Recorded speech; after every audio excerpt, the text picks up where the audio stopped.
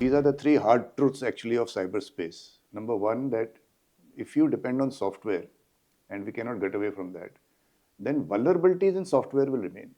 If you see a software program, it has millions and millions lines of code, and somewhere in between there will be a hole which they will take advantage of. Correct. So the first hard truth of cyberspace is vulnerabilities will remain. Second is that if there are vulnerabilities, then somebody will take advantage of it and will attack you. So second hard truth is attacks will continue. True, sir. And the third hard truth is that the attribution of these attacks, that means where the attack came from, will be as difficult as what it is today. Why is that? Because if you see how the cyber attacks take place, he comes through 2 to 3 hops. So he has hired a server in USA, Sure. a virtual private server, a VPS as it is called. And behind that, he's in Netherlands, he's hired another server there. Behind that, he's in Germany. And then after that is where he's actually sitting. So you cannot trace, because if I ask the VPS provider, the cloud service provider in USA as to who has paid the money for it, because of the privacy laws, they will not tell me. Correct, Same thing sir. with other democracies.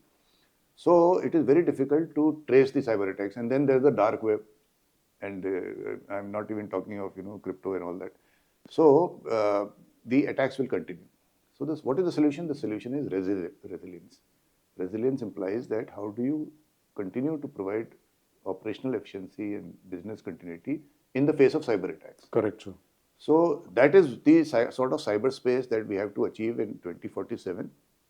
And in addition, I am also wanting 2 more things to happen. One is that we should have an apex organization which handles cybersecurity in terms of accountability and responsibility. Today, the organizations that you mentioned, CERTIN, etc. So CERTIN is under Ministry of Electronics and IT. NCIIPC is under the NTRO. I4C is under the Ministry of Home Affairs. NCSC is under the NSA. Ministry of External Affairs has got a cyber diplomacy wing. So there are working in silos.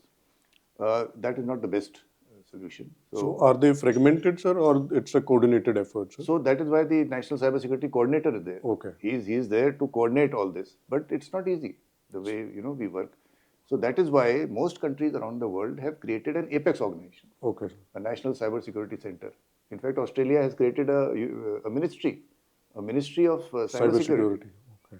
So most developed nations have created an apex organization which is accountable and responsible, and it handles most of these verticals that we mentioned. So this is what I see in 2047. I see, and I am again repeating, a safe, secure, trusted, resilient and vibrant cyberspace which is contributing to our national prosperity. I see an apex organization which is accountable and responsible for securing cyberspace. And the third thing I see is a strategy. Our present national cybersecurity policy is 2013 vintage. Sir. The world has changed after that. There was no ransomware, there was no cryptocurrency. So a lot of new age crimes have come.